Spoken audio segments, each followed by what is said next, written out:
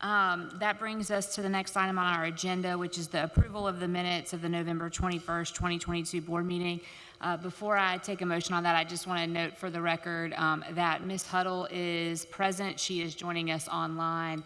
And in my haste, because we were running a few minutes late, I did not address that when we first sat down. But she is here, and we can see you, Ms. Huddle. So I just wanted to make sure that everyone knows that we have all board members present.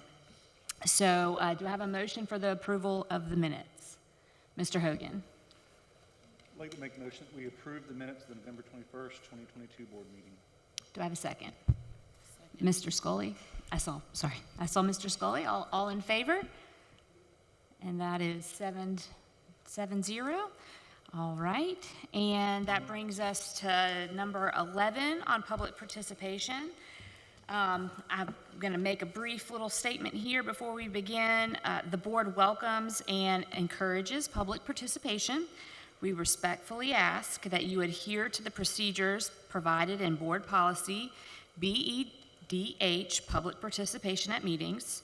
Your comments should be limited to 3 minutes and must remain on either the topic noted on your sign-in form or a listed agenda item.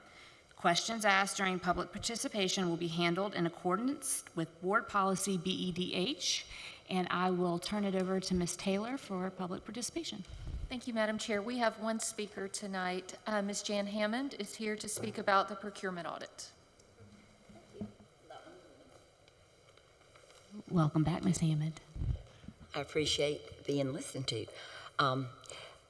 Before I came to speak on the procurement audit, but before I do, I really would like to take the time to say thank you to the new board members who have stepped up to serve our district.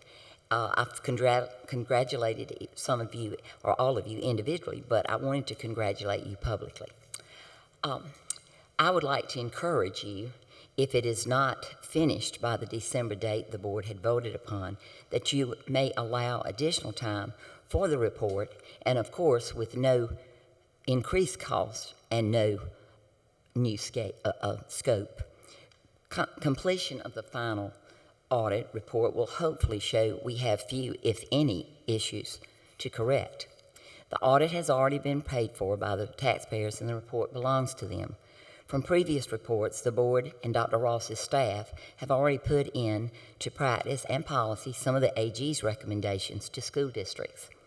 And based on issues brought to the light by the AG and other school districts, I'm so very proud of District 5 that we have been a leader in transparency and ensuring trust. Completion of this audit proves our commitment to seeing that every dollar saved can be spent on our students. I realize this audit has been controversial to some, but I urge all sides to let the facts be shared, and then the board has done its job. You as the board have no authority on judgment. Your job is simply to carry through on what has already been paid for and share it with the people. I truly thank you for listening to me, and I thank you for the consideration of this. And Merry Christmas.